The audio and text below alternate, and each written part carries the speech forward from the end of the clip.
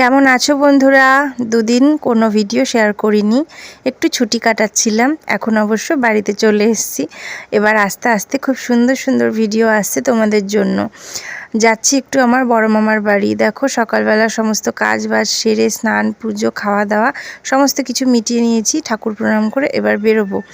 বেরিয়ে আজকে রাখি পূর্ণিমা, তো যেদিনের ব্লগটা তোমাদের সাথে শেয়ার করছি সেদিন রাখি পূর্ণিমা ছিল।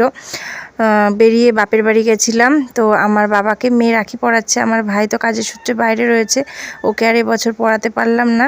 কোথাও গেলে তোমাদের দাদাভাই গাড়ি করে নিয়ে যায়, কিন্তু মামা বাড়ির সামনে গাড়ি রাখার জায়গা নেই, তো ওই জন্য আর গাড়ি নিয়ে যাব। বড় মামার বাড়ি যাব বাসে, একদম বাড়ির সামনে থেকে মানে কাছ থেকে বাসে উঠবো, একদম মামা বাড়ির সামনে গিয়ে নামবো।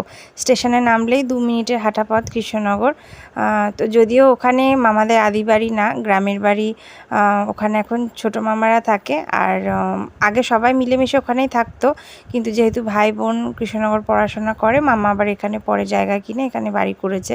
তো এখনও ছুটিতে আসলে সবাই হই হুল্লোড় করে গ্রামের বাড়িতে কাটানো হয়। তো এখানে মামা তো চাকরি সূত্রে বাইরে থাকে, মামি ভাই বোনদের নিয়ে থাকে, আর দাদু দিদা মাঝে মাঝে আসা যাওয়া করে, 2 বাড়িতেই থাকে। আমি যেহেতু ছোটোবেলা থেকেই মামার বাড়িতে থাকতাম, কি বলতো, একদম যখন ছোট ছিলাম বাবা মার সাথে আমি বাইরে পুনাতে থাকতাম। আর তারপর দিদার শরীর খারাপের পর তখন মামাদের বিয়ে হয়নি, মাকে আমাকে নিয়ে চলে আসতে হয়েছিল। আর সেই যে আমি এখানে ভর্তি হয়েছিলাম, তারপর আমার আর যেতে ইচ্ছে করেনি। বাবা মা অনেকবার নিয়ে যেতে চেয়েছে, দিদা দাদু মামারাও যেতে দেয়নি, আর আমারও এখানে অনেক বন্ধুবান্ধব হয়ে গেছিলো, আমিও যেতে চাইনি। আর এই যে কৃষ্ণনগরের রাস্তায় আসলে মনে হয় আমি আমার রুটে ফিরে এসেছি, আমার জায়গায় ফিরে এসেছি।